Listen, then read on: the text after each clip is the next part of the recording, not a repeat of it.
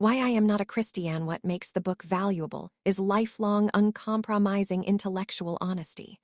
The Times literary supplementer is no one who uses English language more beguilingly than Russell. No one smooths the kinks and creases more artfully out of the most crumpled weaves of thought. The Times. Bertramd Russell. Why I Am Not a Christian and Other Essays on Religion and Related Subjects with a new preface by Simon Blackburn, London and New York. First published 1957 by George Allen and Unwin Limited. London. First published in Routledge Classics 2004 by Routledge 11 New Fetter Lane. London. EC4P4EE. Routledge is an imprint of the Taylor and Francis Group, copyright 1996.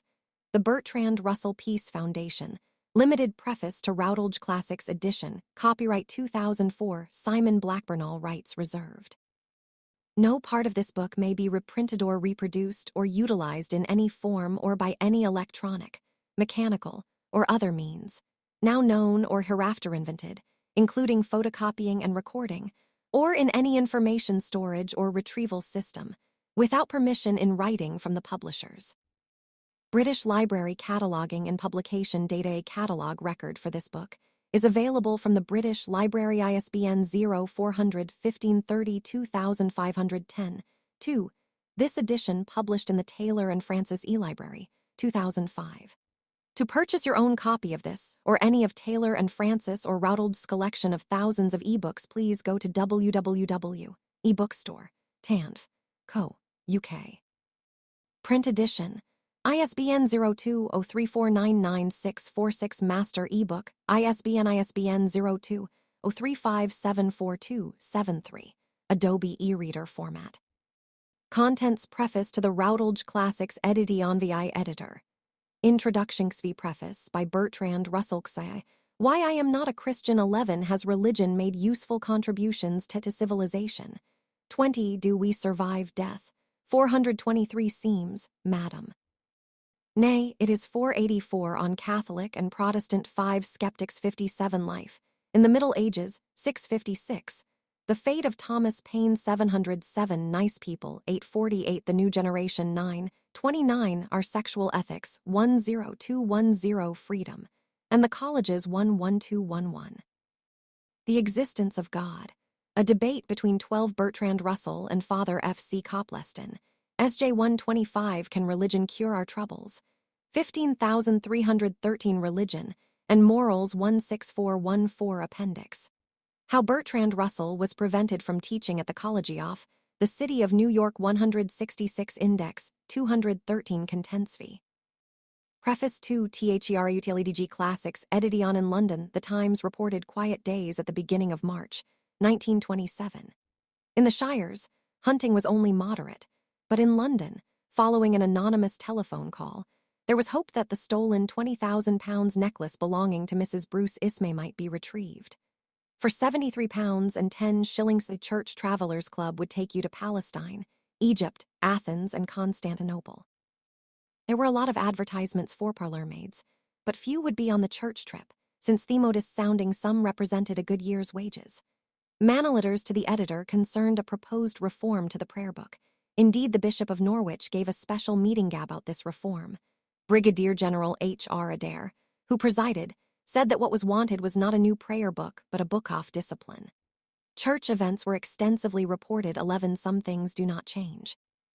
The Foreign Secretary, Sir Austen Chamberlain, declared in Parliament that he had 2 incontrovertible proofs that the famous Zinoviev letter that had brought his party to power was not a forgery.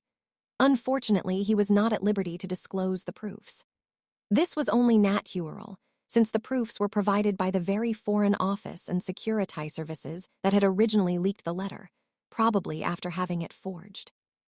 About the only event the Times did not announce was the Sunday lecture of the South London branch of the National Secular Society in Battersea Town Hall on 6 March, and neither did it report it afterwards. The lecture was Why I Am Not a Christian, the most famous and most forthright of Bertramd Russell's manner writings about religion. It has been fashionable to decry Russell's lecture and subsequent writings on religion as shallow and unspiritual, inadequate to the depths of the subject. The high-minded patronizing of Russell says, in effect, that if religion were mere superstition, Russell would be relevant, but it is not, and he is not. The first such attack came in August of the same year, from the newly religious T.S. Eliot, in his journal The Monthly Criterion 2. Since Eliot anticipates most subsequent criticism, I shall concentrate on the issues as he raises them. Eliot seizes upon Russell's words. I do not think that the real reason why people accept religion is anything to do with argumentation. They accept religion on emotional grounds. What does not remark explicitly, though I am sure he would admit it, says Eliot, is that his own religion also rests entirely upon emotional grounds.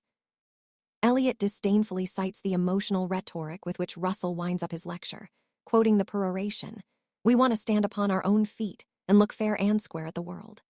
Conquer the world by intelligence, and not merely by being slavishly subdued by the terror that comes from it," remarking contemptuously that Russell is very keen on standing up rather than sitting down, and his words will stir the hearts of those who employ the same catchwords as himself. Eliot's short counterblast goes on through 3 phases. He agrees with Russell that fear, which Russell sees as the force that propels religion, is generally a bad thing. But he urges that the Monthly Criterion, Romans 6, August 1927, p. 177 preface to the Routledge Classics Edition Vie. Skilled theologian would distinguish good from bad fear, and insists that a proper fear of God is a very different thing from fear of burglars, insolvency, or snakes. He does not specify any farther, but we can suppose him to have had in mind fear of God as some kind of remedy for existentialist fear of rootlessness, the loss of bearings in an amoral and meaningless world. Eliot goes on to point out that Russell's arguments are all quite familiar. This is in a sense true, given that we have read Hume or Kant or Feuerbach, although few would claim to remember, as Eliot says he does, that the problem of the regress-off causes that Russell says he learned from Mill was put to meet the age of 6 by a devoutly Catholic Irish nursemaid.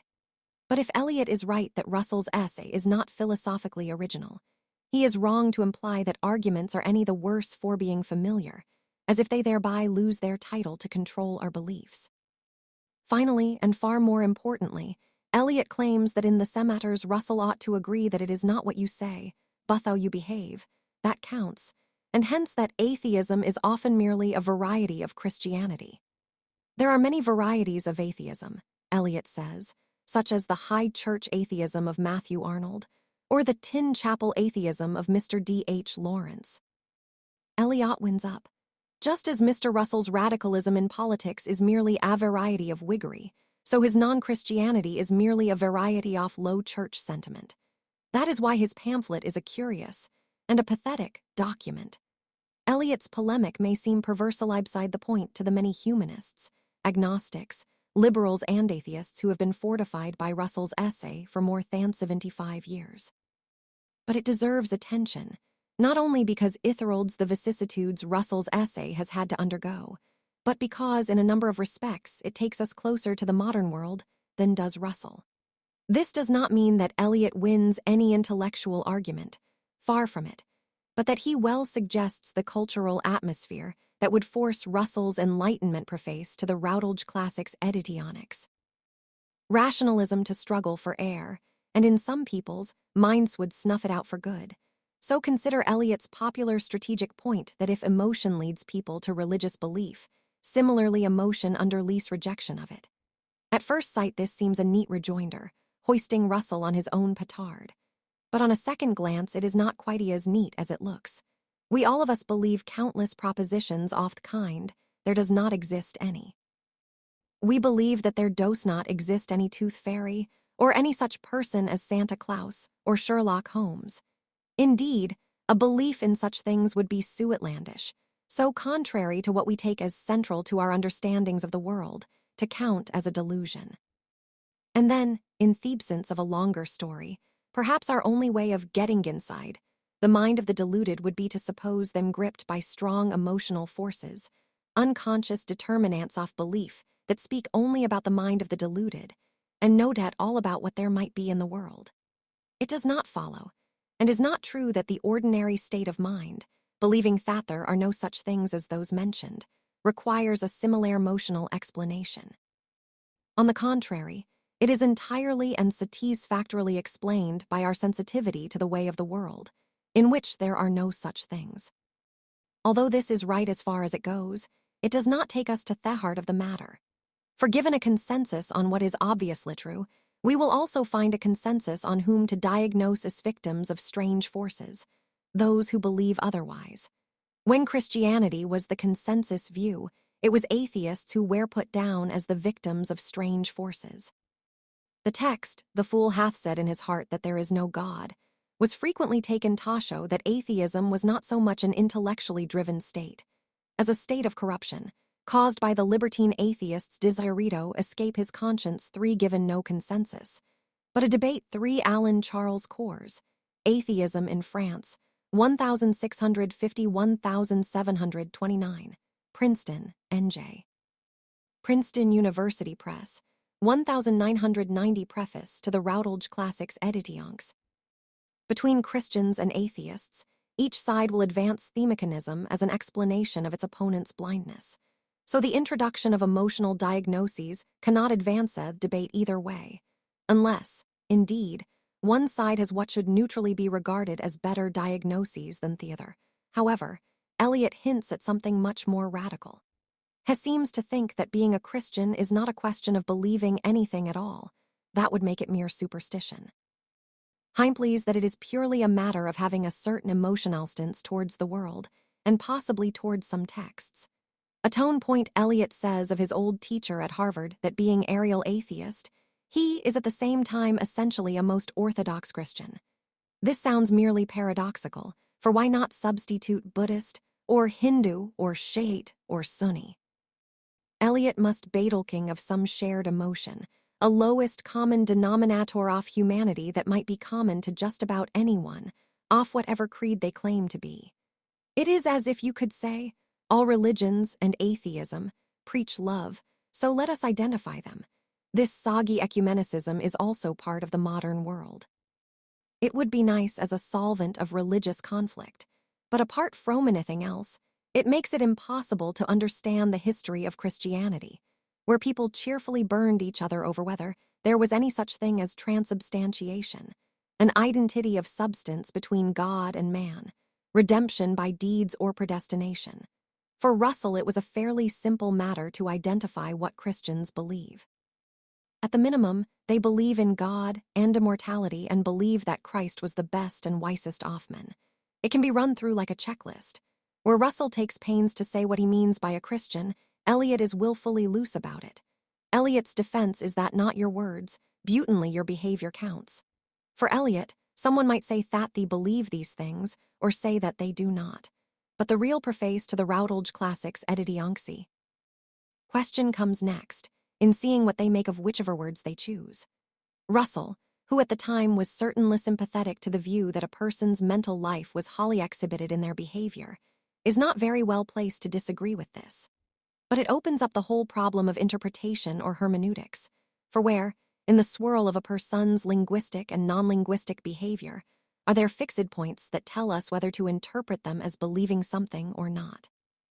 If, in spite of his victim's strenuous denial, Eliot interprets Russell as a low churchman, what is to show that he is wrong? Again, a modern chord is struck, as determinate meaning disappears under a welter of conflicting interpretations. But like the game with emotion, this is a game that two can play. If in turn Russell chooses to interpret Eliot as a card-carrying atheist, who happens to take pleasure in reciting various words or visiting various buildings, what is to show that he's wrong? If indeterminacy rules, we can reverse Eliot's paradox to describe him. Like all Orthodox Christians, he is at the same time essentially a real atheist. Russell distinguished 3 elements in a religion: a church, a creed or set of doctrines, and religious feeling. It is well known that while he relentlessly attacked the church as an organization, and maintained that religious creeds were simply unbelievable to any rational person, he himself not only admitted to religious feelings, but at various times of his life, made them absolutely central to his sense of the world and his place in it. Well into old age, he would lament the distance between what his intellect told him and what emotionally he desired to believe. I have always ardently desired to find some justification for emotions inspired by certain things that seem to stand outside human life and to deserve feelings of awe. And so my instincts preface to the Routledge classics Editionxiae. Go with the humanists, but my emotions violently rebel. In this respect, the consolations of philosophy are not for me, for Russell wrote of two reasons for which he entered philosophy: the desire to find some knowledge that could be accepted ascertainly true, and the desire to find some satisfaction for religious impulses. 5. Russell's daughter, Catherine Tate, wrote, was by temperament a profoundly religious man. 6. In his earlier years, he wrote to his first wife Alice of his admiration for Spinoza, who preaches a rich, voluptuous asceticism based on a vast, undefined mysticism. 7. In admitting to the feelings and their extreme importance, but denying the creed and condemning the organized church, Russell opens himself to attack on another front. Why should not religious language be the best expression of religious feelings? That is surely what it is for. So the poet and literary critic in Eliot is bound to oppose the separation of feeling and expression that Russell innocently imposes, although that means that Eliot is inconsistent in championing the soggy ecumenicism identified above, since atheists certainly express themselves differently from Christians, and the feeling and expression are one. Religious feelings just are feelings about life, fate, memory, and loss that get expressed in the finest religious writings. And if behavior gives meaning to words, the continued life of those writings is just the life of the churches which disseminate them and keep and refresh their meaning by investing them with due for my mental development. In the Philosophy of Bertramd Russell, edited by Paul Shilp, London. Cambridge University Press, 1944, p. 19.5. Why I Took to Philosophy in Portraits from Memory and Other Essays. London, Allen and Unwin, 1956.6. Catherine Tate, My Father Bertramd Russell, London. Harcourt Brace, 1975, p. 184.7. Quoted in Kenneth Blackwell, The Spinozistic Ethics of Bertramd Russell, London. George, Allen and Unwin, 1985, p. 23. Preface to the Routledge Classics Editionxiae. Continuity with the past, due solemnity and ritual. If religion is seen as a seamless practice, Russell's analytic distinctions cannot stand. They betray the essential unity of feeling, words, and rituals that make up a religious stance towards the world. On such a view, the words, "I know that my Redeemer liveth," do not so much say anything true or false, but have whatever meaning is invested in singing them, or singing them in church at Christmas. Neither Russell nor any atheist before him foresaw such an account. 8. However, even if it were a correct account of what religious believers are doing, Russell would still be able to play his genuine and severe moral reasons for opposing them. The rituals and words are not self-contained expressions of feeling, but also the harbingers of prohibition and persecution. We can see Eliot's quarrel with Russell as a foretaste of modernity's long problem with the Enlightenment. Russell stands on reason, belief, truth, science, and analysis, with feeling and emotion being only unfortunate, if strangely important, outriders. Russell thinks religious beliefs are simple beliefs, Tobe tried at the bar of probability, science, logic, and history, and when tried they are to be found wanting. Eliot classes them with poetry, feeling, emotion, expression, and tradition, while rationality and science, analysis, and probability are exiled to the margins. 9. The battle over interpretation is still being fought in our own times, as religious ideologies again contest for the minds, even of educated West. One of the glorious things about Russell's lecture is the clarity with which he took up one position on the battleground. Anyone taking a different position has to meet 8c, especially Ludwig Wittgenstein, Lectures and Conversations on Aesthetics, Psychology and Religious Belief, edited by Cyril Barrett, Oxford. Blackwell, 1966.9, or perhaps tried to do so. Virginia Woolf, for one, consistently scoffed at Eliot's Anglo-Catholic posturings preface to the Routledge Classics Editionxiae. Him head-on, which will require better arguments than Eliot managed to muster. Simon, Blackburn University of Cambridge. 2003, Preface to the Routledge Classics Editionxiae. Editor's introduction. Bertramd Russell has been a prolific writer all his life, and some Off-High's best work is contained in little pamphlets and in articles contributed to various periodicals. This is especially true of his discussions of religion, many of which are little known outside certain rationalist circles. In the present volume, I have collected a number of these essays on religion, as well as some other pieces like the articles on freedom and the colleges, and our sexual ethics, which are still of great topical interest.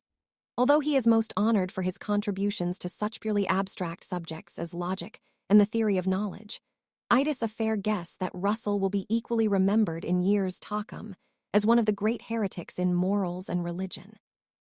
He has never been a purely technical philosopher. He has always been deeply concerned with the fundamental questions to which religions have given their respective answers, questions about man's place in the universe and the nature of the good life.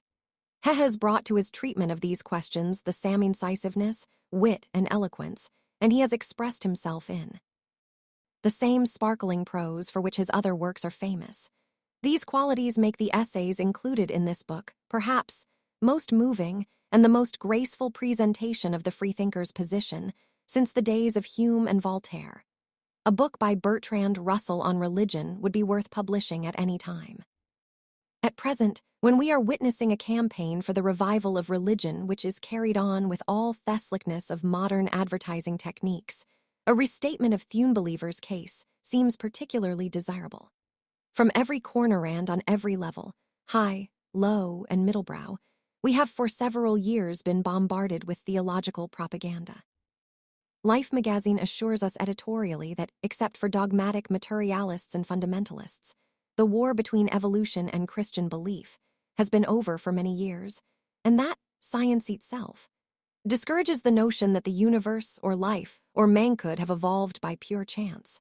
Professor Toynbee, one of the more dignified apologists, tells us that we cannot meet the communist challenge on a secular ground. Norman Vincent Peale, Monsignor Sheen, and other professors of religious psychiatry extol the blessings of faith in columns read by millions, in best-selling books, and over nationwide weekly radio and television programs. Politicians of all parties, many of whom were not at all noted for piety before they began to compete for PUBLICO letter FB03CE, make sure that they are known as dutiful churchgoers and never fail to bring God into their learned discourses. Outside of the classrooms of the better colleges, the negative side of this question is hardly ever presented. A book such as this, with its uncompromising affirmation off the secularist viewpoint, is all the more called for today because the religious offensive has not been restricted to propaganda on a grand scale. In the United States, it has also assumed the shape of numerous attempts, many of them successful, to undermine the separation of church and state as provided in the Constitution. These attempts are too many to be detailed here. Editor's Introduction, Romans 17. But perhaps 2 or 3 illustrations will sufficiently indicate this disturbing trend, which if it remains unchecked will make those who are opposed to traditional religion into second-class citizens. A few months ago, for instance, a subcommittee of the House of Representatives included in a concurrent resolution amazing proposition that loyalty to God is an essential qualification for the best government service. Service of any person in any capacity in or under the government, the legislatorso letter FB03 CILLY asserted, should be characterized by devotion to God. This resolution is not yet law but may soon become so if it is not vigorously opposed.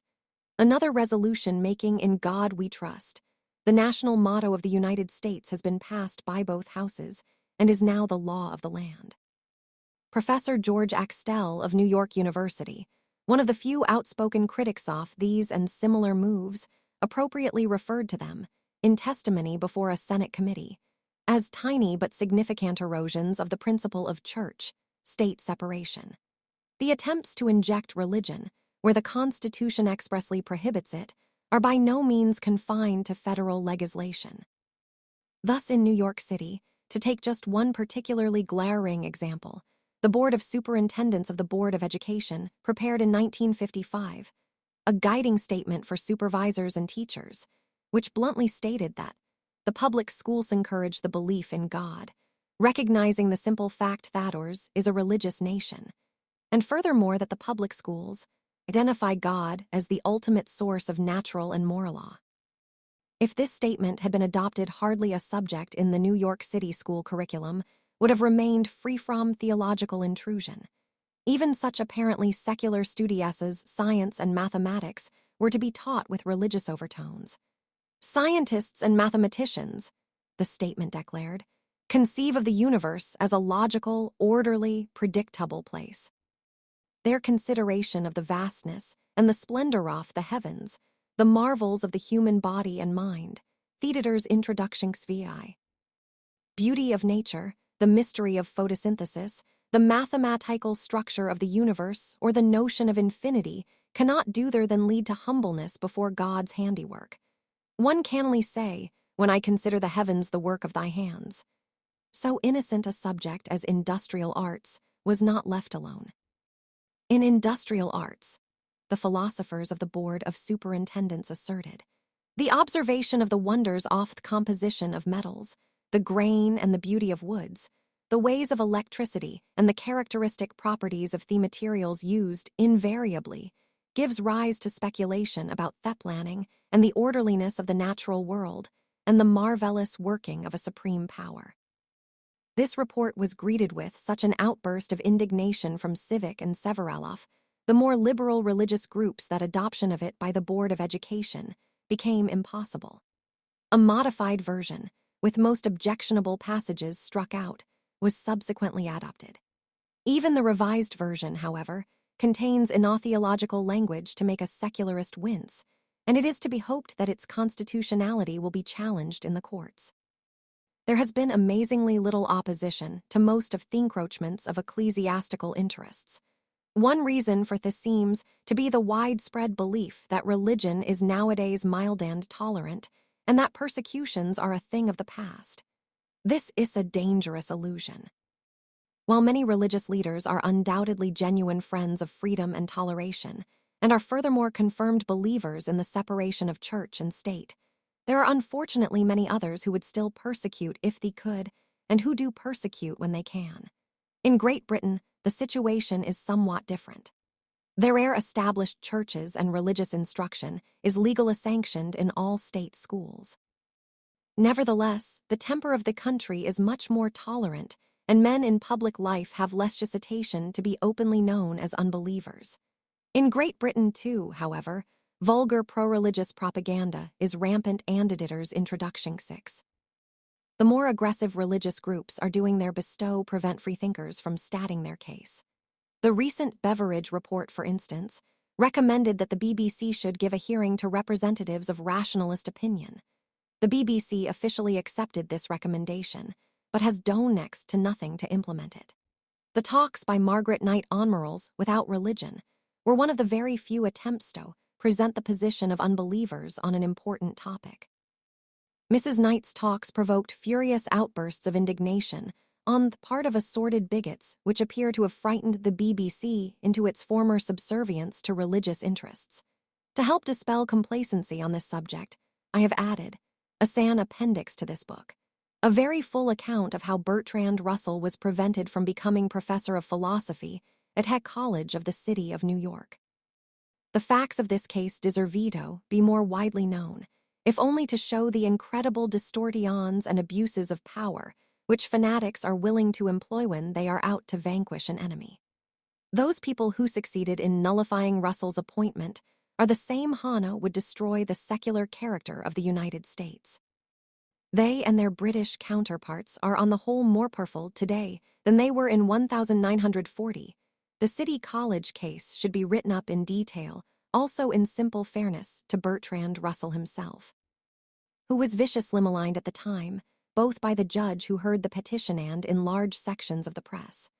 Russell's views and actions were the subject of unbridled misrepresentation, and people unfamiliar with his books must have received a completely erroneous impression of what he stood for. I hope that the story as here recounted, together with the reproduction of some of Russell's actual discussions of the offending topics, will help to set the record straight. Several of the essays included in this volume are reprinted with the kind permission of their original publishers, in Thysteder's Introductions. Connection. I should like to thank Messrs. Watts and Co., who areth publishers of Why I Am Not a Christian, and Has Religion Made Useful Contributions to Civilization? Messrs. Routledge and Keegan Paul, wha published What I Believe. Messrs. Hutchinson and Co., who published Do We Survive Death? Messrs. Nicholson and Watson, who areth original publishers of The Fate of Thomas Paine, and the American Mercury, in whose pages Our Sexual Ethics and Freedom in the Colleges first appeared. I also wish to thank my friends Professor Anthony Flew, Ruth Hoffman, Sheila Mayer, and my students Marilyn Charney, Sarah Killian, and John Viside, who helped me in many ways in the preparation of this book. Finally, I wish to express my gratitude to Bertramd Russell himself, who blessed this project from the beginning and whose keen interest all the way was a major source of inspiration. Paul Edwards, New York City, October 1956. Editor's Introduction. C.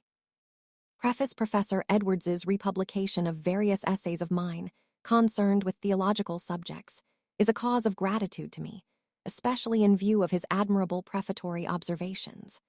I am particularly glad that this opportunity has occurred for reaffirming my convictions on the subjects with which the various essays deal. There has been a rumor in recent years to the effect that I have become less opposed to religious orthodoxy than I formerly was. This rumor is totally without foundation. I think all the great religions of the world, Buddhism, Hinduism, Christianity, Islam, and communism, both untrue and harmful.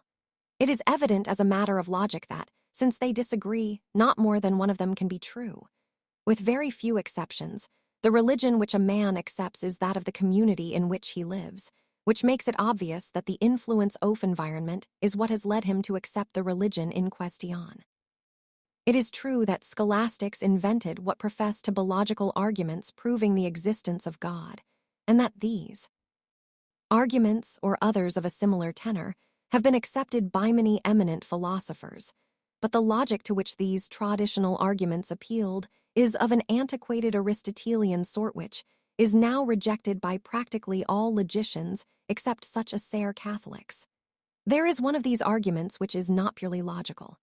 I mean the argument from design. This argument, however, was destroyed by Darwin, and in any case could only be made logically respectable at the cost of abandoning God's omnipotence.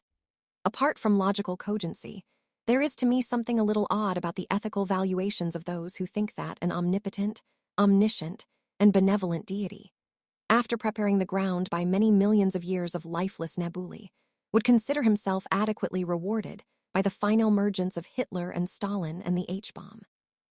The question of the truth of a religion is one thing, but textion of its usefulness is another. I am as firmly convinced that religions do harm as I am that they are untrue. The harm that is done by a religion is of two sorts, the one depending on the kind of belief which it is thought ought to be given to it, and the other upon the particular tenets believed. As regards the kind of belief, it is thought virtuous to have faith, that is to say, to have a conviction which cannot be shaken by contrary evidence.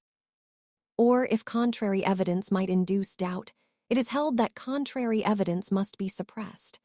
On such grounds the young are not allowed to hear arguments, in Russia in favor of capitalism, or, in America, in favor of communism. This keeps the faith of both intact and ready for internecine war. The conviction that it is important to believe this, or that, even if a free inquiry would not support the belief, is one which is common to almost all religions, and which inspires all systems of state education. The consequence is that the minds of the young are stunted and are filled with fanatical hostility, both to those who have other fanaticisms, and even more virulently, to those who object to all fanaticisms. A habit of basing convictions preface Roman 23. Upon evidence, and of giving to them only that degree of certainty which the evidence warrants, would, if it became general, cure most of the ills from which the world is suffering. But at present, in most countries, education aims at preventing the growth of such a habit, and men who refuse to profess belief in some system of unfounded dogmas are not considered suitable as teachers of the young. The above evils are independent of the particular creed in question, and exist equally in all creeds which are held dogmatically.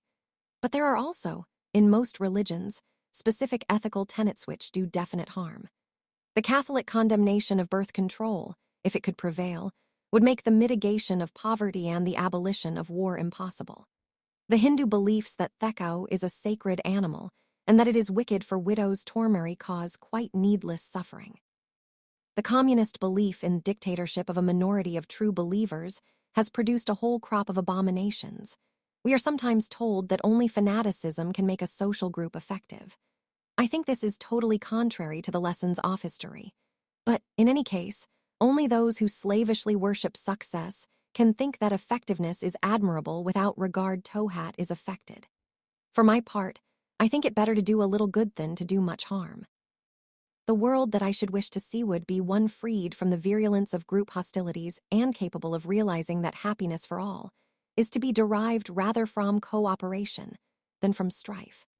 I should wish to see a world in which education aimed at mental freedom, rather than at imprisoning the minds of the young in a rigid armor of dogma calculated to protect them through life against the shafts of impartial evidence.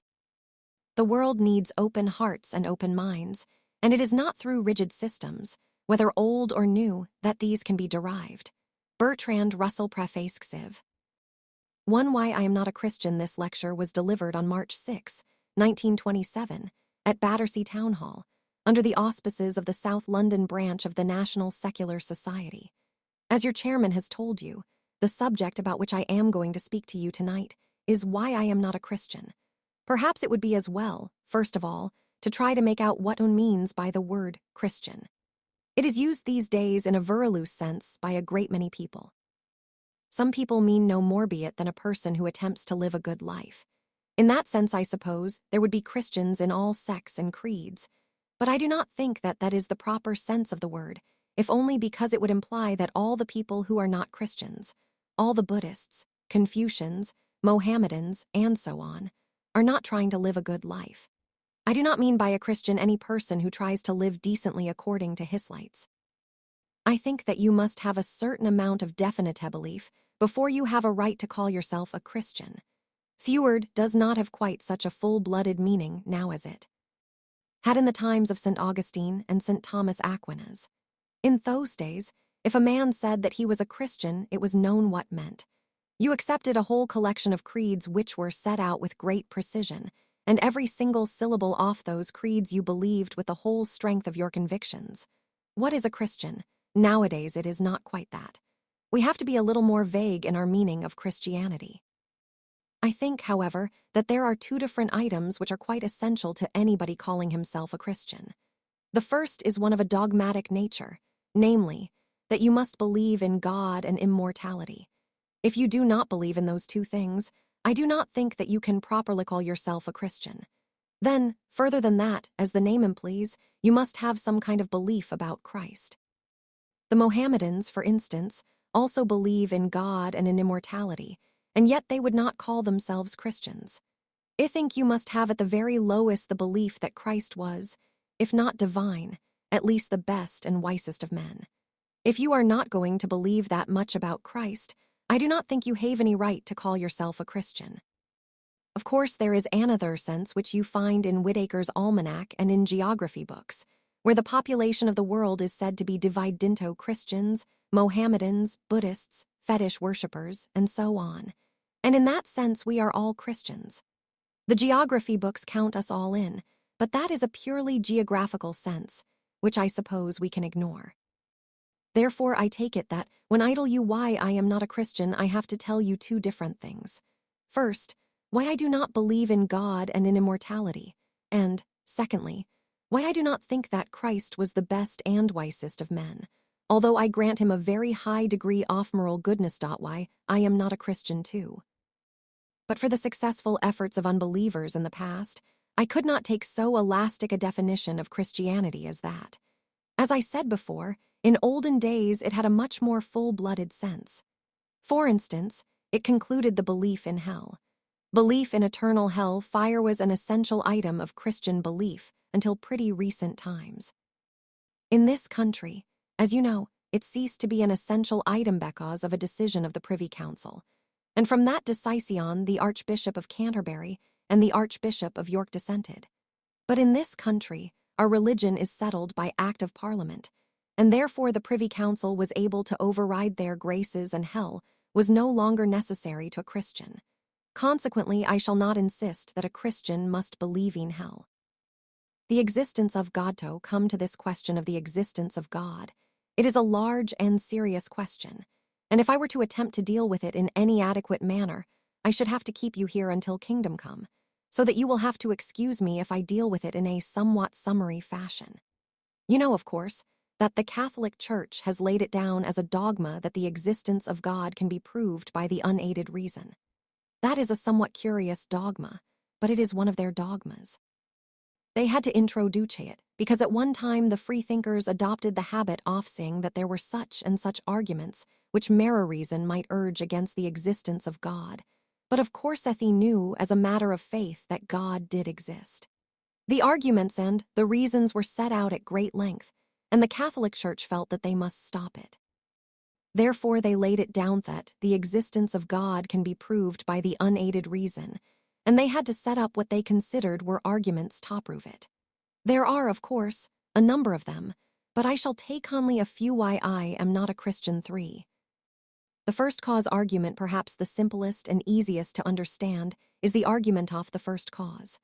It is maintained that everything we see in this world has a cause, and as you go back in the chain of causes further and further, you must come to a first cause, and to that first cause you give the name of God. That argument, I suppose, does not carry very much weight nowadays, because, in the first place, cause is not quite what it used to be. The philosophers and the men of science have got going on cause, and it is not anything like the vitality it used to have. But apart from that, you can see that the argument that there must be a first cause is one that cannot have any validity. I may say that when I was a young man and was debating these questions very seriously in my mind, I for a long time accepted the argument of the first cause, until one day at the age of 18, I read John Stuart Mill's autobiography, and I there found this sentence. My father taught me that the question, "Who made me?" cannot be answered, since it immediately suggests the further question, "Who made God?" That very simple sentence showed me, as I still think, the fallacy in the argument of the first cause. If everything must have a cause, then God must have a cause. If there can be anything without a cause, it may just as well be the world as God, so that there cannot be any validity in that argument. It is exactly of the same nature as the Hindus' view, that the world rested upon an elephant and the elephant rested upon a tortoise. And when they said, "How about the tortoise?" the Indian said, "Suppose we change the subject." The argument is really no better than that. There is no reason why the world could not have come into being without a cause, nor, on the other hand, is there any reason why it should not have always existed. There is no reason to suppose that the world had a beginning at all. The idea that things must have a beginning is really due to the poverty of our imagination. Therefore, perhaps, why I am not a Christian. 4. I need not waste any more time upon the argument about the first cause. The natural law argument, then, there is a very common argument from natural law. That was a favorite argument all through the 18th century, especially under the influence of Sir Isaac Newton and his cosmogony. People observed the planets going round the sun according to the law of gravitation, and they thought that God had given a behest to these planets to move in that particular fashion, and that was why they did so. That was, of course, a convenient and simple explanation that saved them the trouble of looking any further for explanations of the law of gravitation. Nowadays, we explain the law of gravitation in a somewhat complicated fashion that Einstein has introduced. I do not propose to give you a lecture on the law of gravitation as interpreted by Einstein, because that again would take some time. At any rate, you no longer have the sort of natural law that you had in the Newtonian system, where, for some reason that nobody could understand, nature behaved in a uniform fashion. We now find that a great many things we thought were natural laws are really human conventions. You know that even in the remotest dips of stellar space, there are still 3 feet to a yard. That is, no doubt, a very remarkable fact, but you would hardly call it a law of nature. And a great many things that have been regarded as laws of nature are of that kind. On the other hand, where you can get down to any knowledge of what atoms actually do, you will find they are much less subject to law than people thought, and that the laws at which you arrive are statistical averages off just the sort that would emerge from chance. There is, as we all know, a law that if you throw dice you will get double sixes only about once in 36 times, and we do not regard that as evidence that the fall of the dice is regulated by design. On Thuhi, I am not a Christian 5. Contrary, if the double sixes came every time, we should think that there was design. The laws of nature are of that sort as regards a great many of them. They are statistical averages, such as would emerge from the laws of chance. And that makes this whole business of natural law much less impressive than it formerly was. Quite apart from that, which represents the momentary state of science that may change tomorrow, the whole idea that natural laws imply a lawgiver is due to a confusion between natural and human laws. Human laws are behests commanding you to behave a certain way, in which way you may choose to behave, or you may choose not to behave. But natural laws are a description of how things do in fact behave, and being a mere description of what they in fact do, you cannot argue that there must be somebody who told them to do that, because even supposing that there were, you are then faced with the question, why did God issue just those natural laws and no others? If you say that he did it simply from his own good pleasure, and without any reason, you then find that there is something which is not subject to law, and so your train of natural law is interrupted.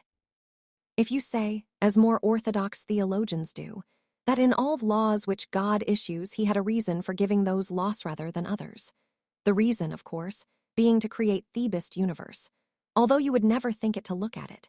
If there was a reason for the laws which God gave, then God himself was subject to law, and therefore you do not get any advantage by introducing God as an intermediary. You have verily a law outside and interior to the divine edicts, and God does not serve your purpose, because he is not the ultimate lawgiver. In short, this whole argument about natural law no longer has anything like the strength that it used to have. I am traveling in time in my review of the arguments. The arguments that are used for the existence of God change their character as time goes on. They were at first hard, intellectual arguments embodying certain quite definite fallacies. As we come to modern times, I am not a Christian 6. They become less respectable intellectually and more affected by a kind of moralizing vagueness. The argument from design, the next step in this process, brings us to the argument from design. You all know the argument from design. Everything in the world is made just so that we can manage to live in the world. And if the world was ever so little different, we could not manage to live in it.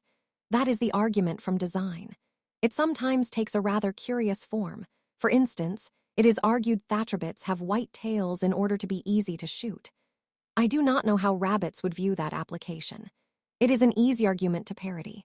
You all know Voltaire's remark that obviously the nose was designed to be such as to fit spectacles.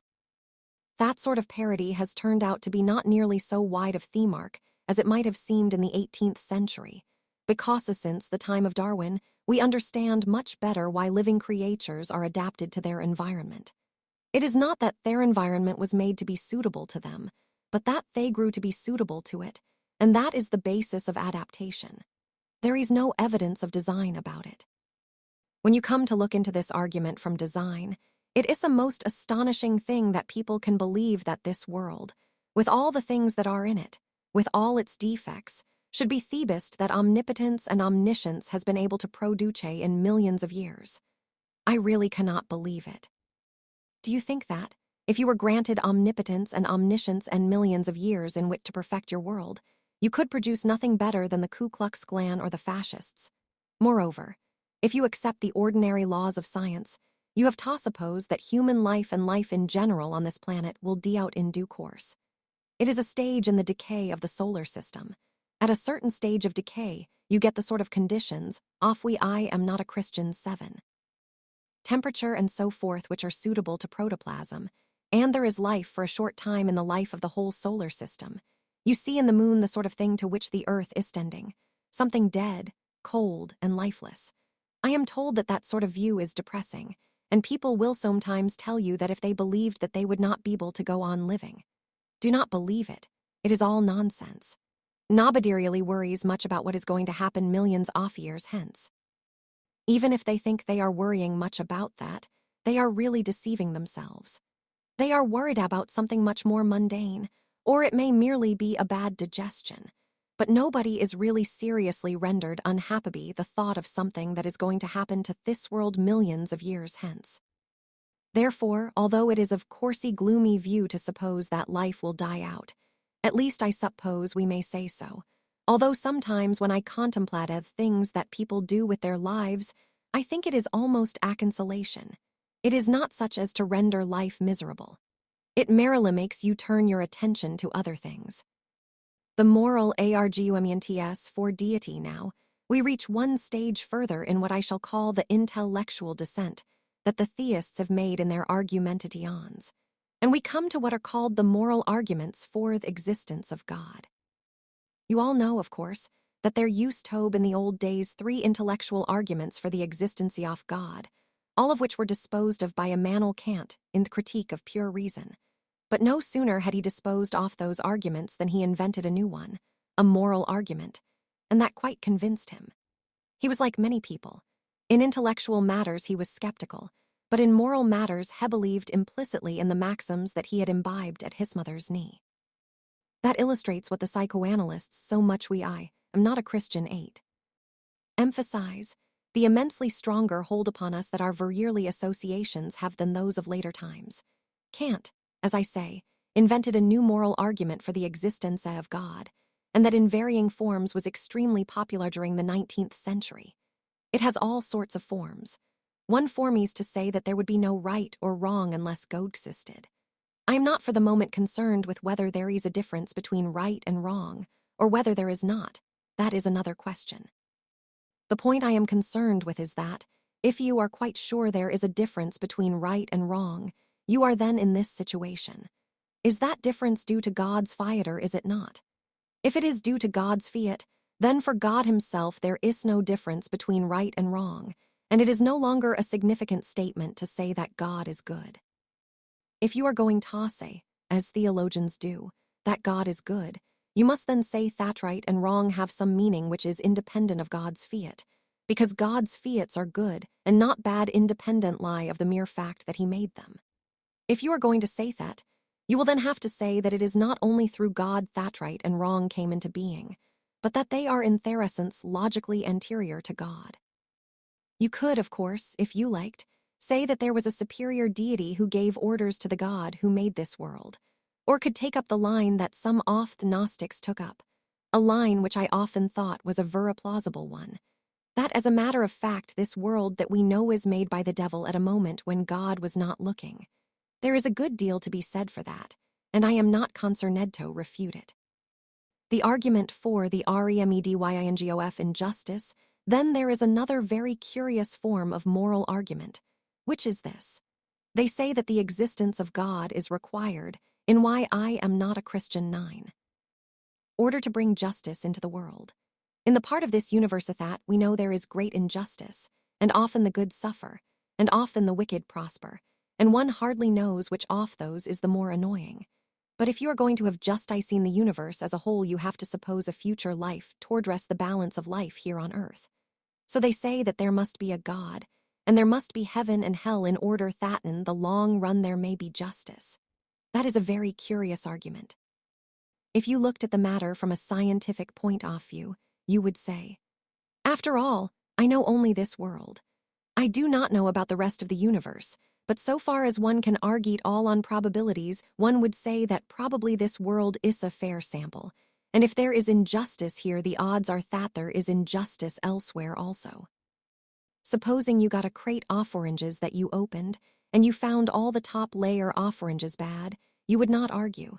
The underneath ones must be good, so as to redress the balance.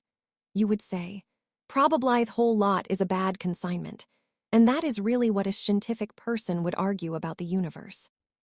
He would say, here we find in this world a great deal of injustice, and so far as that goes, that is a reason for supposing that justice does not rule in the world. And therefore, so far as it goes, it affords a moral argument against deity, and not in favor of one. Of course, I know that the sort of intellectual arguments that I have been talking to you about are not what really moves people. What really moves people to believe in God is not any intellectual argument at all. Most people believe in God because they have been taught from early infancy to do it, and that is the main reason. Then I think that the next most powerful reason is the wish for safety, a sort of feeling that there is a big brother who will look after you. That plays a very profound part in influencing people's desire for a belief in God. Why I am not a Christian 10. The character of Christ now want to say a few words upon a topic, which I often think is not quite sufficiently dealt with by rationalists, and that is textion whether Christ was the best and the wisest of men. It is generally taken for granted that we shall all agree that that was so. I do not myself. I think that there are a good many points up in which I agree with Christ a great deal more than the professing Christians do. I do not know that I could go with him all the way, but I could go with him much farther than most professing Christians can.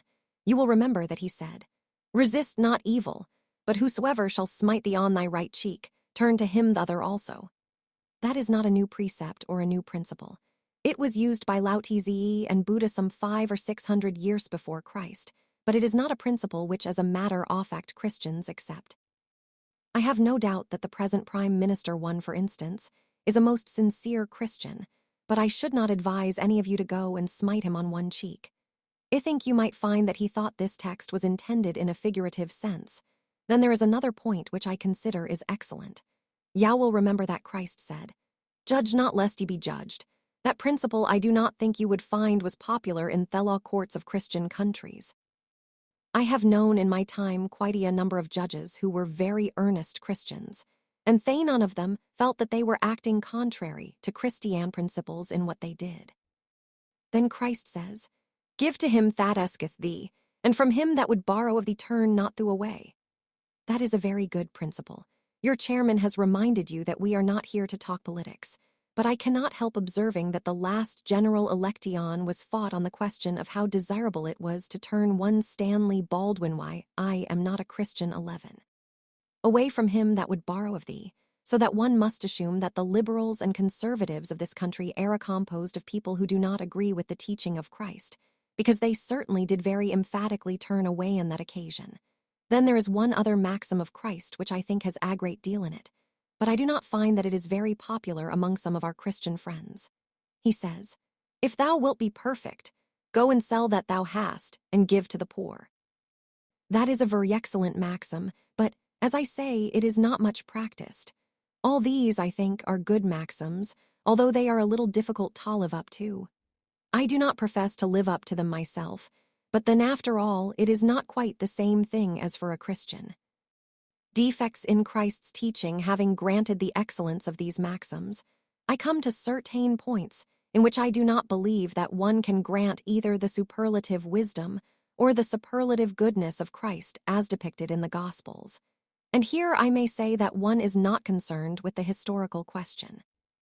Historically, it is quite doubtful whether Christ ever existed at all, and if he did, we do not know anything about him, so that I am not concerned with the historical question, which is a very difficult one. I am concerned with Christ as he appears in the Gospels, taking the Gospel narrative as it stands, and there one does find some things that do not seem to be very wise. For one thing, he certainly thought that his second coming would occur in clouds of glory before the death of all the people who were living at that time. There are a great many texts that prove that. He says, for instance, "Ye shall not have gone over the cities of Israel, till the Son of Man be come." Then he says, "There are some standing here which shall not taste death till the Son of Man cometh into his kingdom." And there are a lot of places where it is quite I am not a Christian 12. Clear that he believed that his second coming would happen during the lifetime of many then living. That was the belief of his earlier followers, and it was the basis of a good deal of his moral teaching. When he said, "Take no thought for the morrow," and things of that sort, it was very largely because he thought that the second coming was going to be very soon, and that all ordinary mundane affairs did not count. I have, as a matter of fact, known some Christians who did believe that the second coming was imminent. I knew a parson who frightened his congregation terribly by telling them that the second coming was very imminent indeed, but they were much consoled when they found that he was planting trees in his garden. The early Christians did really believe it, and they did abstain from such things as planting trees in their gardens, because they did accept from Christ the belief that the second coming was imminent. In that respect, clearly, he was not so wise as some other people have been, and he was certainly not superlatively wise. The moral problem, then you come to moral questions. There is one very serious defect to my mind in Christ's moral character, and that is that he believed in hell. I do not myself feel that any person who is really profoundly humane can believe in everlasting punishment. Christ certainly, as depicted in the Gospels, did believe in everlasting punishment, and one does find repeatedly a vindictive fury against those people who would not listen to his preaching, an attitude which is not uncommon with preachers, but which does somewhat detract from superlative excellence. You do not, for instance, find that attitude in Socrates. You find him quite blind and urbane towards the people who would not listen to him, and it is, to my mind, far more worthy of a sage to take that line than to take the line of indignation. You probably all remember the sort of things that Socrates was saying when I am not a Christian 13 was dying, and the sort of things that he generally did say to people who did not agree with him. You will find that in the Gospels Christ said, "Ye serpents, ye generation of vipers, how can ye escape the damnation of hell?" That was said to people who did not like his preaching. It is not really, to my mind, quite the best tone, and there are a great many of these things about hell. There is, of course, the familiar text about the sin against the Holy Ghost. "Whosoever speaketh against the Holy Ghost, it shall not be forgiven him neither in this world nor in the world of come." That text has caused an unspeakable amount of misery in the world, for all sorts of people have imagined that they have committed the sin against the Holy Ghost, and thought that it would not be forgiven them either in this world or in the world to come. I really do not think that a person with a proper degree of kindliness in his nature would have put fears and terrors of that sort into the world. Then Christ says, "The Son of Man shall send forth his angels, and they shall gather out of his kingdom all things that offend, and them which do iniquity, and shall cast them into a furnace of fire. There shall be wailing and gnashing of teeth." And he goes in about the wailing and gnashing of teeth. It comes in one verse after another, and it is quite manifest to the reader that there is a certain pleasure in contemplating wailing and gnashing of teeth, or else it would not occur so often. Then you all, of course, remember about the sheep and the goats, how at the second coming to divide the sheep and the goats he is going to say to the goats, "Depart from me, ye cursed, into everlasting fire." He continues, "And these shall go away into everlasting fire." Then he says again, "If thy hand offend thee, cut it off. It is better for thee to enter into life maimed than having two hands to go into hell, into the fire that never shall be quenched, where the worm dieth not and the fire is not quenched." He repeats that again and again also. I must say that I think all this doctrine, that hell fire is a punishment for sin, is a doctrine of cruelty. It is a why I am not a Christian 14. Doctrine that put cruelty into the world and gave the world narrations of cruel torture. And the Christ of the Gospels, if you could take him as his chroniclers represent him, would certainly have to be considered partly responsible for that. There are other things of less importance. There is the instance of the Gadarene swine, where it certainly was not very kind to the pigs to put the devils into them and make them rush down the hill to the sea. You must remember that he was omnipotent, and he could have made the devils simply go away, but he chooses to send them into the pigs. Then there is the curious story of the fig tree, which always rather puzzled me. You remember what happened about the fig tree. He was hungry, and seeing a fig tree afar off having leaves, he came if haply he might find anything thereon. And when he came to it, he found nothing but leaves, for the time of figs was not yet. And Jesus answered and said unto it, "No man eat fruit of thee here, after forever." And Peter saith unto him, "Master, behold the fig tree which thou cursedst is withered away." This is a very curious story, because it was not the right time of year for figs, and you really could not blame the tree. I cannot myself feel that either in the matter of wisdom or in the matter of virtue Christ stands quite as high as some other people known to his story. I think I should put Buddha and Socrates above him in those respects. The emotional factors I said before, I do not think that the real reason why people accept religion has anything to do with argumentation. They accept religion on emotional grounds. One is often told that it is a very wrong thing to attack religion, because religion makes men virtuous. So I am told. I have not noticed it. You know, of course, the parody of that argument in Samuel Butler's book, Iruhan Revisited. You will remember that in Iruhan, there is a "Why I am not a Christian" 15. Certain Higgs who arrives in a remote country, and after spending some time there, he escapes from that country in a balloon. 20 years later, he comes back to that country and finds a new religion, in which he is worshipped under the name of Thesun Child, and it is said that he ascended into heaven. He finds that the Feast of the Ascension is about to be celebrated, and Hehir's professors Hanky and Panky say to each other that they never set eyes on the man Higgs, and they hope they never will, but they are the high priests of the religion of the Sun Child. High's very indignant, and he comes up to them. And he says, "I am going to expose all this humbug and tell the people of Iruhan that it was only I, the man Higgs, and I went up in a balloon." He was told, "You must not do that, because all the morals off thy's country are bound round this myth, and if they once know that you did not ascend into heaven, they will all become wicked." And so he is persuaded of that, and he goes quietly away. That is the idea, that we should all be wicked if we did not hold to the Christian religion. It seems to me that the people who have held to it have been for the most part extremely wicked. You find this curious fact, that the more intense has been the religion of any period, and the more profound has been the dogmatic belief, the greater has been the cruelty, and the worse has been the state of affairs. In the so-called ages of faith, when men really did believe the Christian religion in all its completeness, there was the Inquisition, with its tortures. There were millions of unfortunate women burnt as witches, and their wasteful kind of cruelty practiced upon all sorts of people in the name of religion. You find as you look around the world that every single bit of progress in humane feeling, every improvement in the criminal law, every step towards the diminution of war, every step towards better treatment of the colored races, or every mitigation of slavery, every moral progress that there has been in Thuhi I am not a Christian 16. World has been consistently opposed by the organized churches of the world. I say quite deliberately that the Christian religion, as organized in its churches, has been and still is the principal enemy of moral progress in the world. How the churches have retarded progress, you may think that I am going too far when I say that that is still so. I do not think that I am. Take one fact. You will bear with me if I mention it. It is not a pleasant fact, but the churches compel on to mention facts that are not pleasant. Supposing that in this world that we live in today, an inexperienced girl is married to a syphilitic man. In that case, the Catholic Church says, "This is an indissoluble sacrament. You must stay together for life."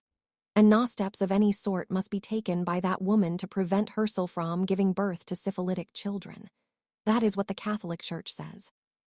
I say that that is fiendish cruelty, and nobody whose natural sympathies have not been warped by dogma, or whose moral nature was not absolutely dead to all sense of suffering, could maintain that it is right and proper that that state of things should continue.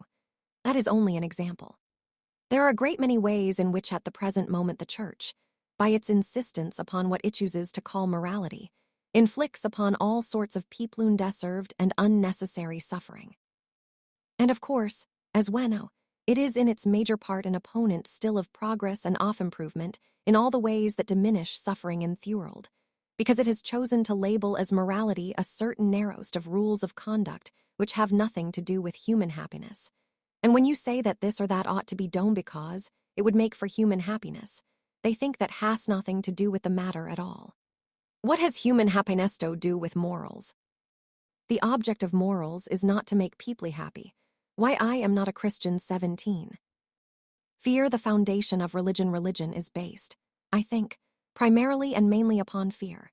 It is partly the terror of the unknown, and partly, as I have said, you wish to feel that you have a kind of elder brother who will stand by you in all your troubles and disputes. Fear is the basis of the whole thing. Fear of the mysterious, fear of defeat, fear of death.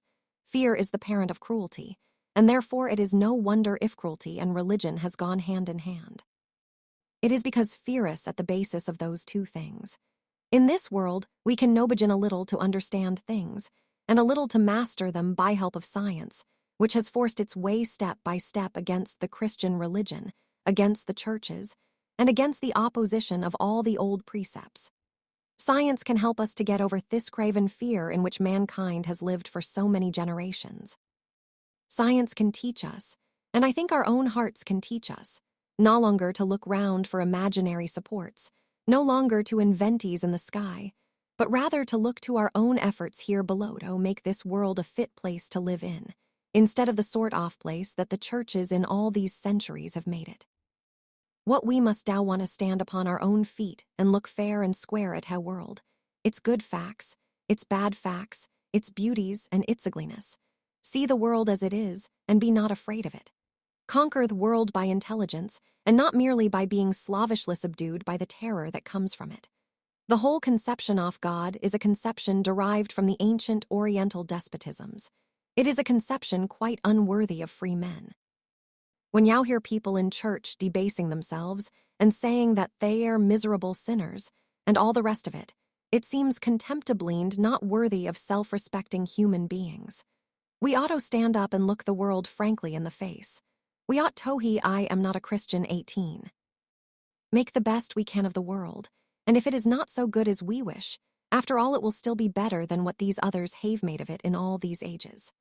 A good world needs knowledge, kindliness, and courage. It does not need a regretful hankering after the past, or a fettering of the free intelligence by the words uttered long ago by ignorant men. It needs a fearless outlook and a free intelligence. It needs hope for the future, not looking back all the time towards a past that is dead, which we trust will be far surpassed by the future that our intelligence can create. Why I am not a Christian 19. 2 HAS religion made USEFULC1TRIBUTIONS ta civilization. One my own view on religion is that of Lucretius. I regard it as Odysseus born of fear, and as a source of untold misery to the human race. I cannot, however, deny that it has made some contributions to civilization. It helped in early days to fix the calendar, and it caused Egyptian priests to chronicle eclipses with such care that in time they became able to predict them. These two services I am prepared to acknowledge, but I do not know of any others. The word religion is used nowadays in a very loose sense. Some people, under the influence of extreme Protestantism, employ the word to denote any serious personal convictions as to morals or the nature of the universe. This use of the word is quite unhistorical. Religion is primarily a social phenomenon, one first published in 1930. Churches may owe their origin to teachers with strong individual convictions, but these teachers have seldom had much influence upon the churches that they founded, whereas churches have had enormous influence upon the communities in which they flourished. To take the case that is of most interest to members of Western civilization, the teaching of Christ, as it appears in the Gospels, has had extraordinarily little to do with the ethics of Christians. The most important thing about Christianity, from a social and historical point of view, is not Christ but the Church, and if we are to judge of Christianity as a social force, we must not go to the Gospels for our material. Christ taught that you should give your goods to the poor, that you should not fight, that thou should not go to church, and that you should not punish adultery.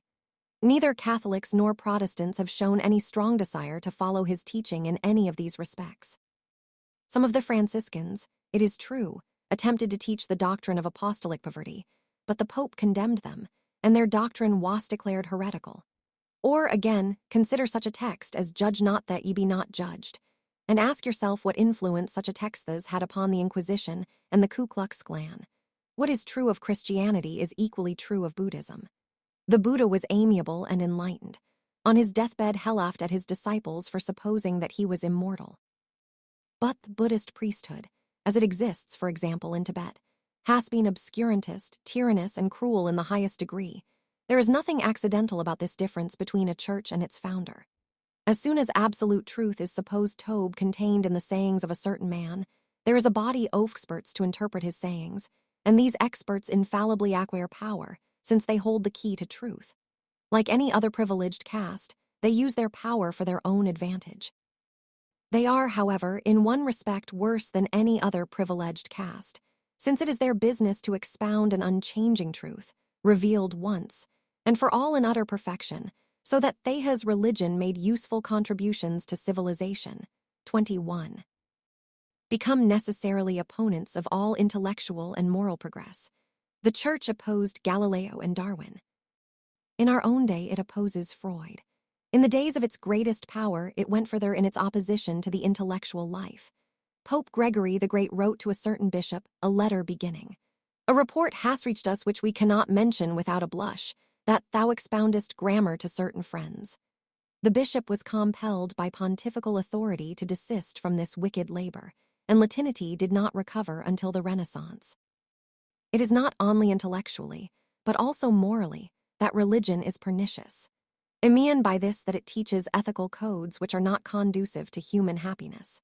When, a few years ago, a plebiscite was taken in Germany as to whether the deposed royal house should still be allowed to enjoy their private property, the churches in Germany officially stated that it would be contrario the teaching of Christianity to deprive them of it. The churches, as everyone knows, opposed the abolition of slavery as long as they dared, and with a few well-advertised exceptions they oppose at the present day every movement towards economic justice. The Pope has officially condemned socialism.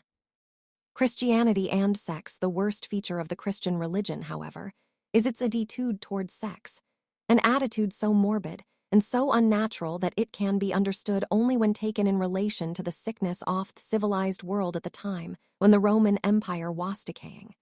We sometimes hear talk to the effect that Christianity improved the status of women. This is one of the grossest perversions of history that it is possible to make. Women can attain a tolerable position in society where it is considered of the utmost importance that they should not infringe a very rigid moral code. Monks have always regarded woman primarily as the temptress.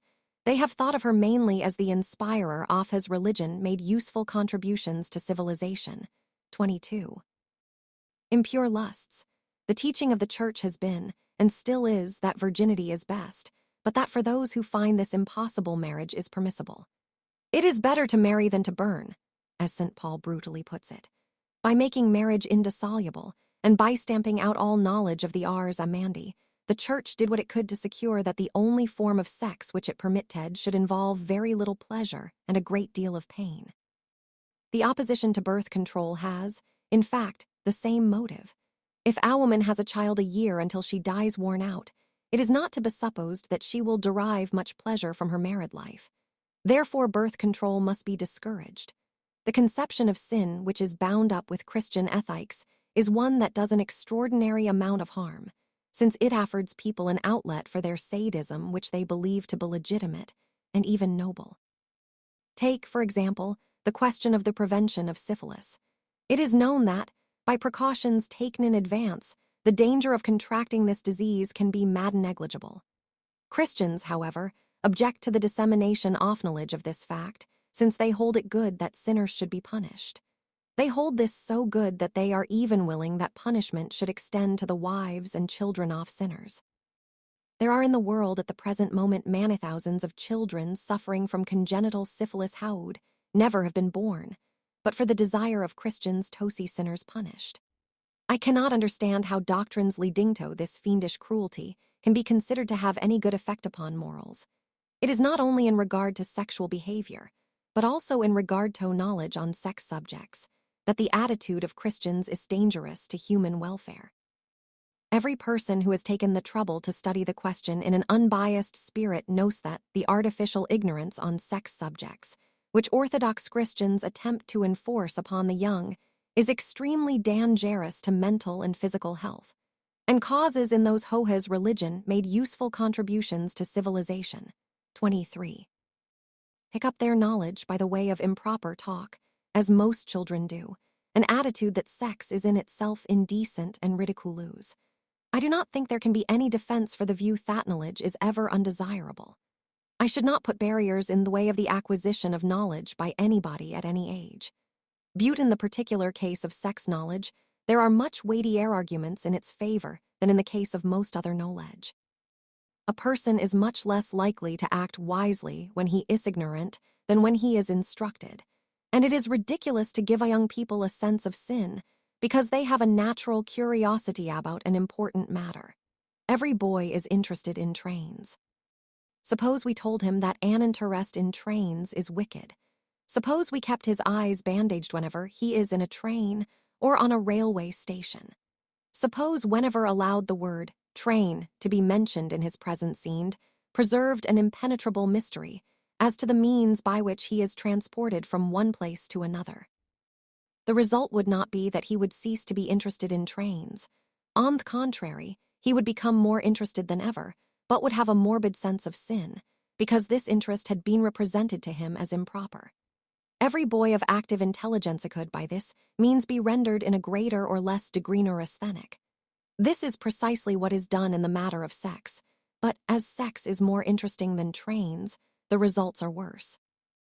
Almost every adult in a Christian community is more or less dissected nervously as a result of the taboo on sex knowledge when he or she was young. And the sense of sin which is thus artificially implanted is one of the causes of cruelty, timidity, and stupidity in later life. There is no rational ground of any sort or kind for keeping a child ignorant of anything that he may wish to know, whether on sex or on any other matter. And we shall never get a sane population until this fact is recognized in early education, which is impossible so long as the Church's able to control educational politics has religion made useful contributions to civilization. 24. Leaving these comparatively detailed objections on one side, it is clear that the fundamental doctrines of Christianity demand a great deal of ethical perversion before they can be accepted. The world, we are told, was created by a God who is both good and omnipotent. Before he created the world, he foresaw all the pain and misery that it would contain. He is therefore responsible for all of it. It is useless to argue that the pain in the world is due to sin. In the first place, this is not true. It is not sin that causes rivers to overflow their banks or volcanoes to erupt. But even if it were true, it would make no difference. If I were going to beget a child knowing that the child was going to be a homicidal maniac, I should be responsible for his crimes. If God knew in advance the sins of which man would be guilty, he was clearly responsible for all the consequences of those sins when he decided to create man. The usual Christian argument is that the suffering in the world is a purification for sin, and is therefore a good thing. This argument is, of course, only a rationalization of sadism, but in any case it is a very poor argument. I would invite any Christian to accompany me to the children's ward of a hospital, to watch the suffering that is there being endured, and then to persist in the assertion that those children are so morally abandoned as to deserve what they are suffering. In order to bring himself to say this, a man must destroy in himself all feelings of mercy and compassion. He must, in short, make himself as cruel as the God in whom he believes. No man who believes that all is for the best in this suffering world can keep ethical values unimpaired, since he is always having to find excuses for pain and misery. The objections religion. The objections to religion are of two sorts, intellectual and moral. The intellectual objection is that there is no reason to suppose any religion true. The moral objection is that religion made useful contributions to civilization. 25. Precepts date from a time when men were more cruel than they are, and therefore tend to perpetuate inhumanities which the moral conscience of the age would otherwise outgrow. To take the intellectual objection first, there is a certain tendency in our practical age to consider that it does not much matter whether religious teaching is true or not, since the important question is whether it is useful. One question cannot, however, well be decided without the other. If we believe the Christian religion, our notions of what is good will be different from what they will be if we do not believe it. Therefore, to Christians the effects of Christianity may seem good, while to unbelievers they may seem bad. Moreover, the attitude that one ought to believe such and such a proposition, independently of the question whether there is evidence in its favor, is an attitude which produces hostility to evidence and causes us to close our minds to every fact that does not suit our prejudices. A certain kind of scientific candor is a very important quality, and it is one which can hardly exist in a man who imagines that there are things which it is his duty to believe. We cannot, therefore, really decide whether religion does good without investigating the question whether religion is true. To Christians, Mohammedans, and Jews, the most fundamental question involved in the truth of religion is the existence of God. In days when religion was still triumphant, the word God had a perfectly definite meaning.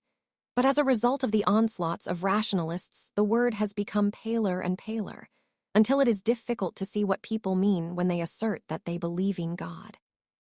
Let us take for purposes of argument Matthew Arnold's definition. A power not ourselves that makes for righteousness.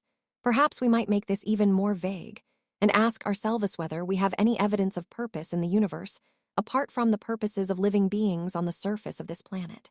The usual argument of religious people on this subject is roughly as follows.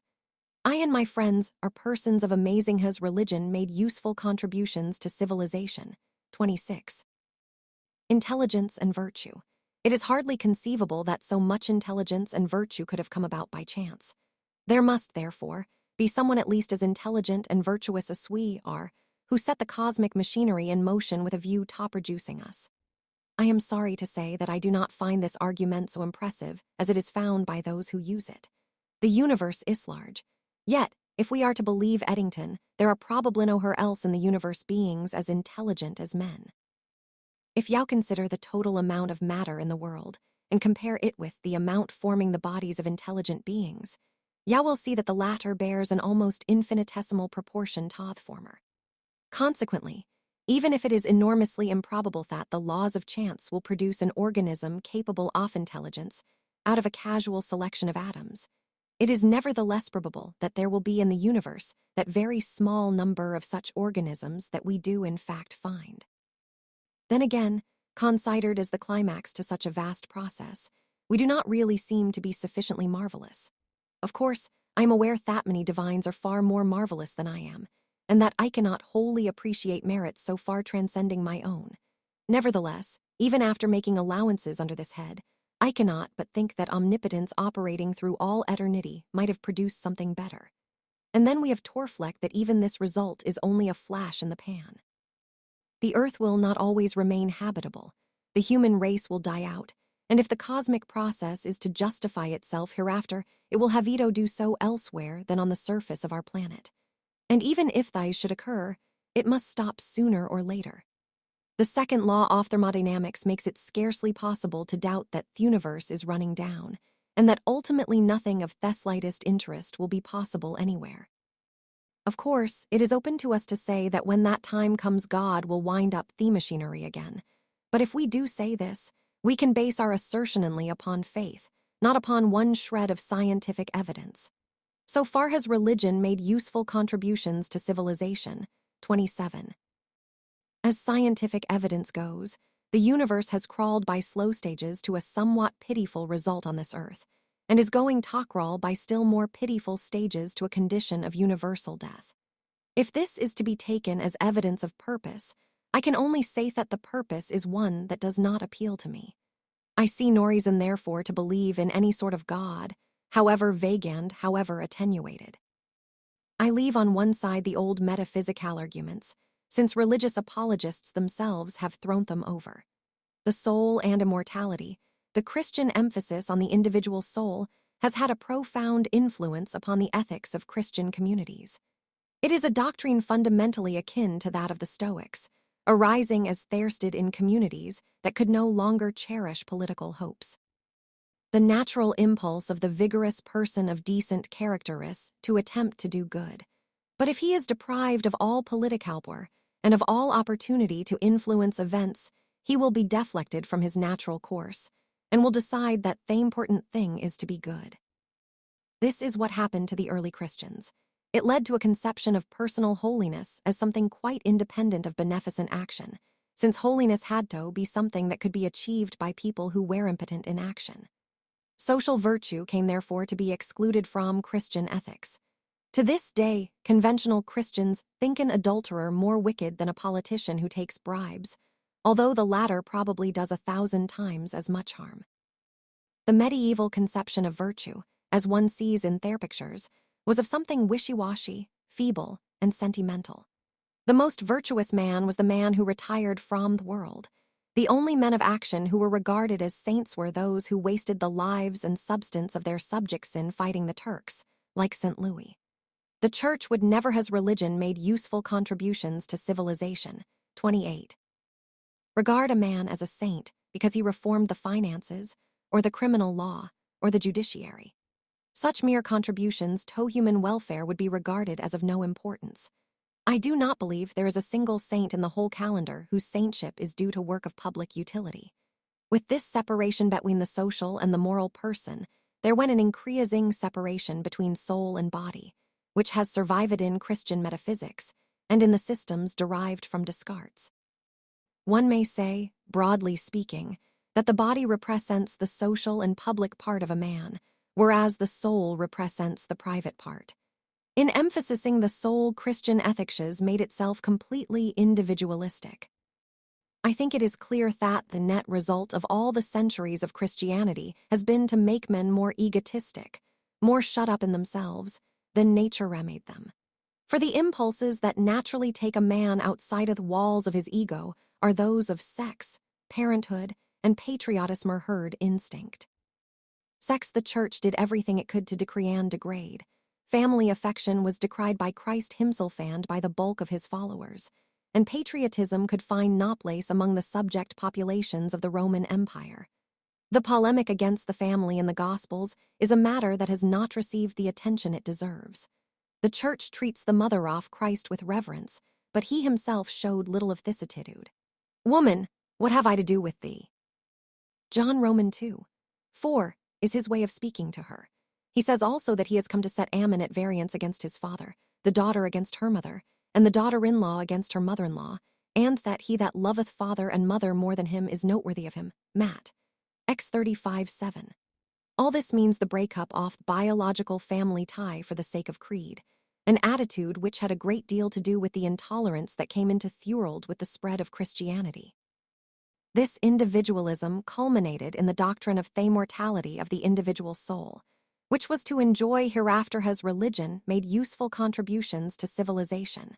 29. Endless bliss or endless woe according to circumstances. The circumstances upon which this momentous difference depended were somewhat curious. For example, if you died immediately after a priest had sprinkled water upon you while pronouncing certain words, you inherited eternal bliss. Whereas, if after a long and virtuous life you happened to be struck by lightning at a moment when you were using bad language because you had broken a bootlace, you would inherit eternal torment. I do not say that the modern Protestant Christian believes this, nor even perhaps the modern Catholic Christian who has not been adequately instructed in theology. But I do say that this is the orthodox doctrine and was firmly believed until recent times. The Spaniards in Mexico and Peru used to baptize Indian infants and then immediately dash their brains out. Baptize means they secured that these infants went to heaven. No Orthodox Christian can find any logical reason for condemning their action, although all nowadays do so. In countless ways, the doctrine of personal immortality in its Christian form has had disastrous effects upon morals, and the metaphysical separation of soul and body has had disastrous effects upon philosophy. Sources of intolerance, the intolerance that spread over the world with the advent of Christianity, is one of its most curious features. I think.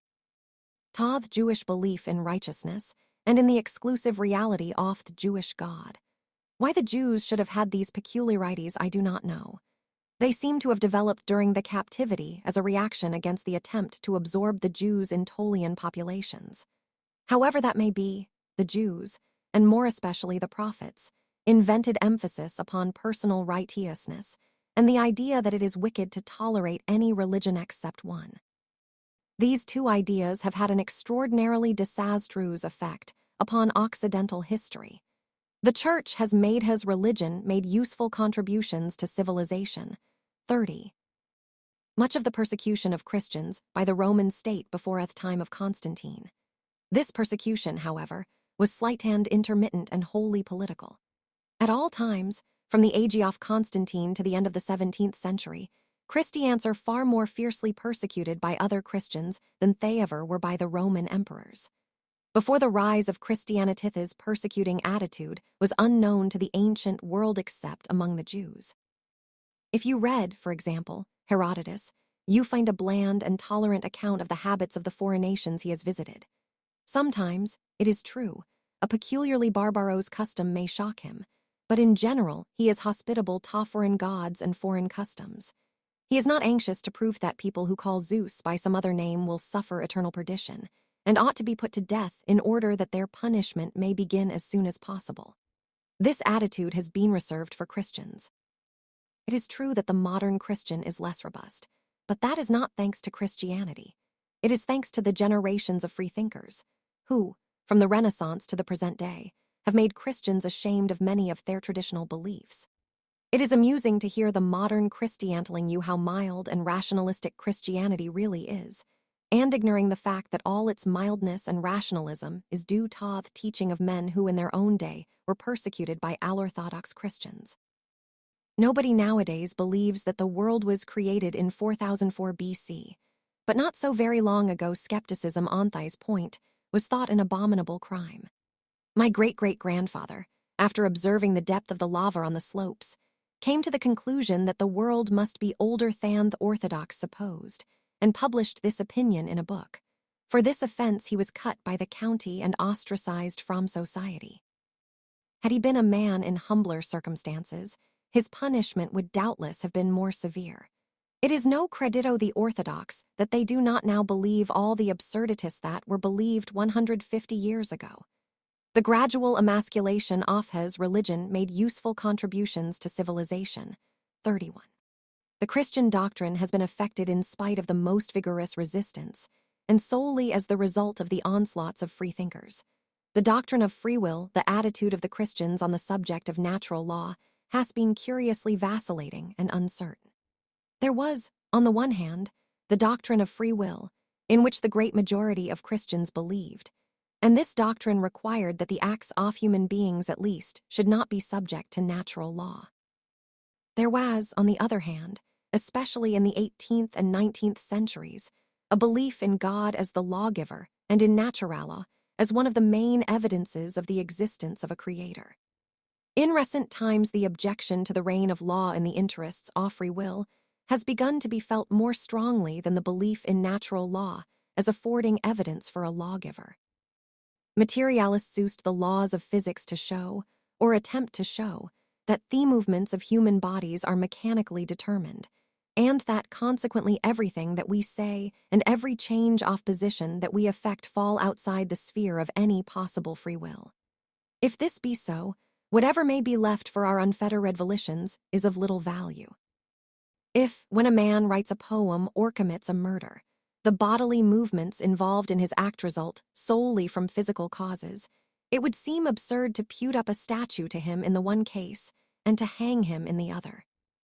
There might in certain metaphysical systems remain a region of pure thought in which the will would be free, but since that can be communicated to others only by means of bodily movement, the realm of freedom would be one that could never be the subject of communication, and could never have any social importance.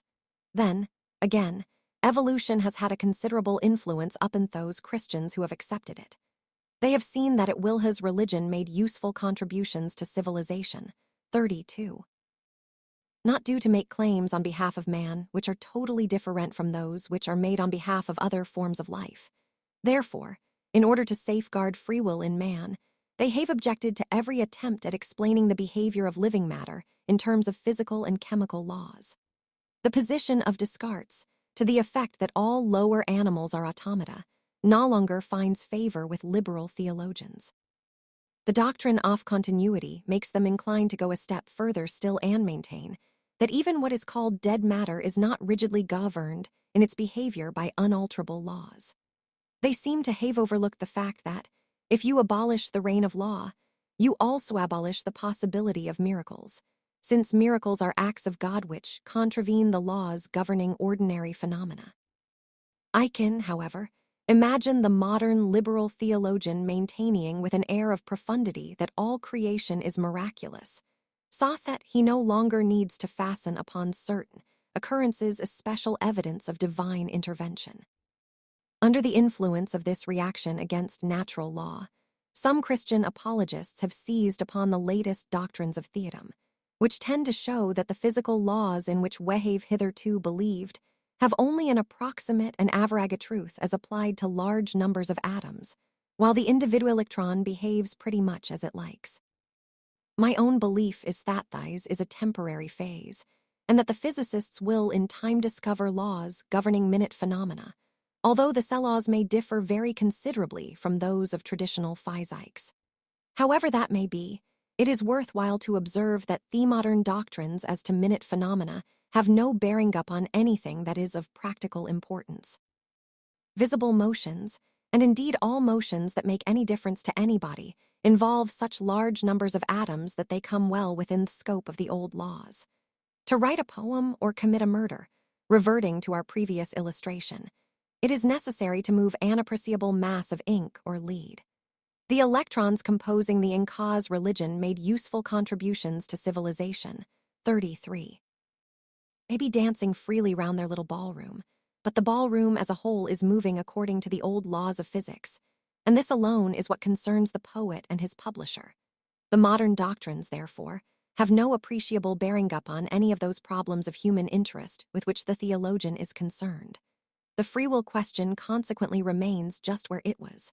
Whatever may be thought about it as a matter of ultimate metaphysics, it is quite clear that nobody believes in it in practice. Everyone has always believed that it is possible to train character. Everyone has always known that alcohol or opium will have a certain effect on behavior. The apostle of free will maintains that a man can by willpower avoid getting drunk, but he does not maintain that when drunk a man can say, British Constitution, as clearly as if he were sober. And everybody who Hasefer had to do with children knows that a suitable diet dose more to make them virtuous than the most eloquent preaching in the world. The one effect that the free will doctrine has in practice is to prevent people from following out such common sense knowledge to its rational conclusion. When a man acts in ways that annoy us, we wish to think him wicked, and we refusito face the fact that his annoying behavior is a result of antecedent causes, which, if you follow them long enough, will take you beyond the moment of his birth, and therefore to events for which he cannot be held responsible by any stretch of imagination. No man treats a motor car as foolishly as he treats another human being. When the car will not go, he does not attribute its annoying behavior to sin. He does not say, "You are a wicked motor car, and I shall not give you any more petrol until you go." He attempts to find out what is wrong and to set it right. An analogous way of treating human beings is, however, considered to be contrary to the truths of our holy religion, and this applies even in the treatment of little children. Many children have bad his religion made useful contributions to civilization. 34. Habits which are perpetuated by punishment, but will probably pass away of themselves if left unnoticed. Nevertheless, nurse with very few exceptions consider it right to inflict punishment, although by so doing they run the risk of causing insanity. When insanity has been caused, it is cited in courts of law as a proof of the harmfulness of the habit, not of the punishment. I am alluding to a recent prosecution for obscenity in the state of New York. Reforms in education have come very largely through the study of the insane and feeble-minded, because they have not been held morally responsible for their failures, and have therefore been treated more scientifically than normal children. Until very recently it was held that, if a boy could not learn his lessons, the proper cure was caning or flogging. This view is nearly extinct in the treatment of children, but it survives in the criminal law. It is evident that a man with a propensity to crime must be stopped, but so must a man who has hydrophobia and wants to bite people, although nobody considers him morally responsible. A man who is suffering from plague has to be imprisoned until he is cured, although nobody thinks him wicked.